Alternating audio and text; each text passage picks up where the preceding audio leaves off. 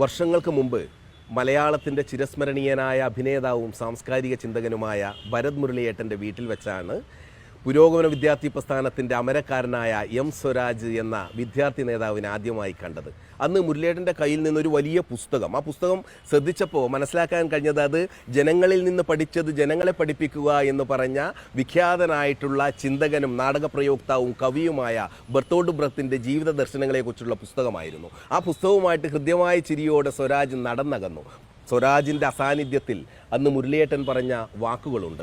ആ ചെറുപ്പക്കാരൻ ഭാവിയിൽ നമ്മളെ നയിക്കാൻ പ്രാപ്തനായിട്ടുള്ള വിനയവും വായനാശീലവും നേതൃപാഠവുമുള്ള ഒരാളാണ് എന്ന്.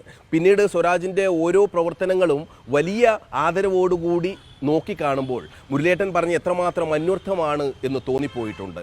പുതിയ തലമുറയ്ക്ക് താങ്ങും തണലുമായിട്ട് കൈപിടിച്ച് കൂടെ നടക്കാൻ ഒരാൾ, നമ്മുടെ മുതിർന്ന തലമുറയ്ക്ക് തണലായി പുതിയ രീതിയിലേക്ക് അവരുടെ കാര്യങ്ങളെ അത്രമാത്രം സഹജ മനോഭാവത്തോടുകൂടി നോക്കിക്കാണുവാൻ പ്രാപ്തനായിട്ടുള്ള ഒരാൾ, മനുഷ്യസ്നേഹം ഹൃദയത്തിലേറ്റ് നടക്കുന്ന ഒരാൾ, പുരോഗമന ചിന്തകളെയും അതുപോലെ തന്നെ ജനകീയമായിട്ടുള്ള ഇടപെടലുകളെയും വളരെ ഗൗരവത്തോടെ നോക്കിക്കാണുന്ന ഒരു നേതാവ്.